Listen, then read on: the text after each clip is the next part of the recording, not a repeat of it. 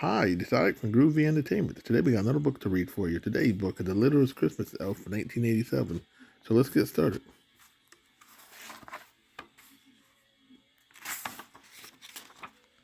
Alistair the elf was excited. Today he was leaving for the North Pole. The whole village of Elfin Corner had came to say goodbye. Even the mayor was there.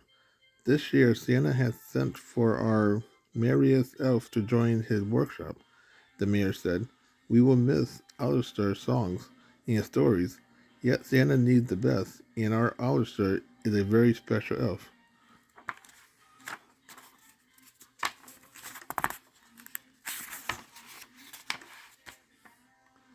But when Alistair arrived at the North Pole, he didn't feel special at all. He was the littlest elf there. He was so tiny that the head elf, McCaffrey, couldn't find him a job. Mc, McCaffrey gave Alistair a wagon to build, but Alistair was too small to hammer. He gave him a dollhouse to paint, but Alistair couldn't reach the roof. He gave him some bears and stuff, but that didn't work either. He buried beneath them, said the elf in charge of the bear.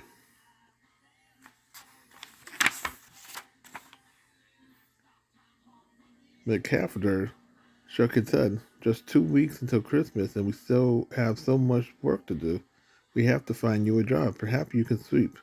But even the broom was too big for Alistair, and other elves began to laugh. Why, he's just a runt, said one elf. He poked a friend and giggled. He's smaller than I am, said another, who stuck out his tongue. And after the loses, said the third, Santa should send him away.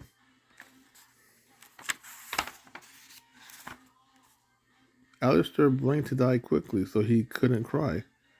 I don't belong here, he thought. So little, even Santa won't like me. Then he pushed through the crowd and ran from the room. But Santa won't send me away, said Alistair, because he will never see me. Alistair kept running until he found a perfect place to hide, down beneath the wood pile in the in back of the reindeer pen. It was there that Alistair found a friend. My name is Nicholas, said an old elf, peering over the woodpile. What's yours? Alistair answered in a whisper. Nicholas shook his head. I'm glad to know you, he said. Would you like to help me with the reindeers? When Alistair nodded, Nicholas lifted him up to his shoulder, and the two of them chattered and sang while they fed and watered the reindeers. Alistair was so happy to find a friend that he returned to the reindeer pen the next day and the next. Nicholson never minded if Alistair asked questions, and he never told Alistair he was too small to help. While Nicholson cleaned out the stall, Alistair fed the reindeer apples. While Nicholson brushed a reindeer coat, Allison polished harnesses, bells, and the whole, and all while he told Nicholas's stories, and together they sung to the reindeer.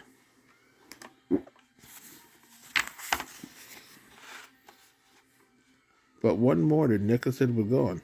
Someone else was hauling the water. Someone else was cleaning the pen. Where Nicholson? Alistair asked. Nicholson, indeed, said a grumpy elf who was busy swinging a pickaxe. He picked up. He's up at the big house. Now go away. I have work to do.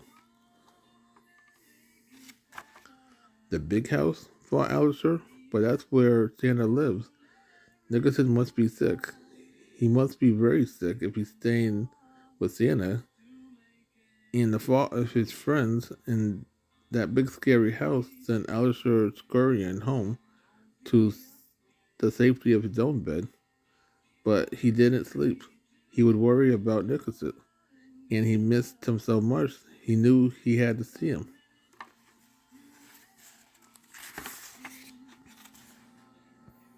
So the next morning, Alistair packed a basket of fruit and started out for British.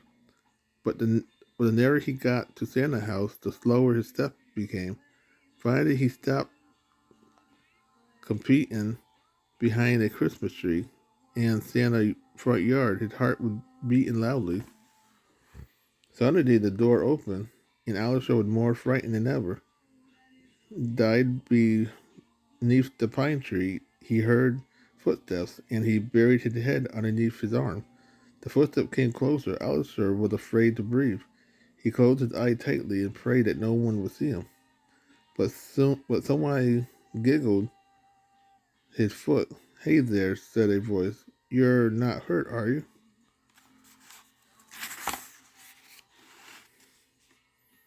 Alistair let out a long, slow breath.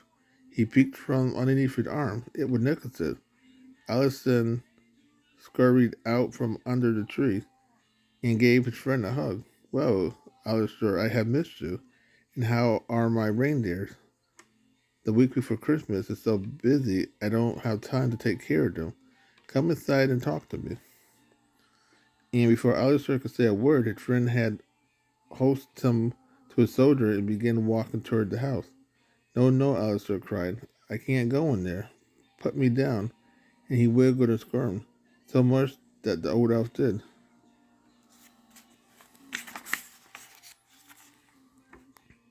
"Can't go and where?" Nicholas had asked. Alistair pointed toward the house. "And why not, may I ask?" "Because Santa won't like me, and he'll send me home." "Why would he do that?" asked Nicholas. "Because I'm little and I can't do anything right." And the old elf interrupted. "Why, that's nonsense," he said. "You're a big help to me. In fact, I have a special job just for you."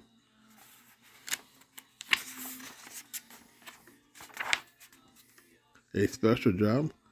said Alistair. "For me?" "Exactly right," said Nicholas. "You're coming with me this year when I make my deliveries." "Deliveries?" said Alistair.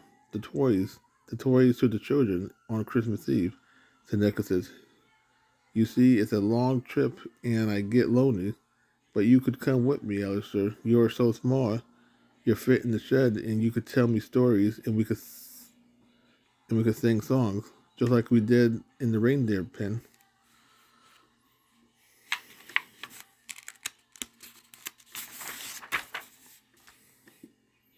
Alistair's mouth dropped open. His eyes got big and round. "Then you are Santa Claus," his friend bowed, also known as Saint Nicholas. Alistair began to back away. Then he stopped and grinned. "But I'm not afraid of you." "I'm glad," said the old elf. "Will you come with me on Christmas Eve?" "Oh, yes," said Alistair.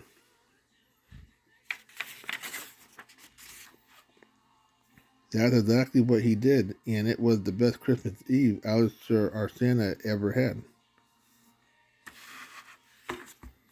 So that was The Littlest Christmas Elf from 1987. So if you like, subscribe, share, and comment, and have a groovy day. We'll have another video coming out real soon.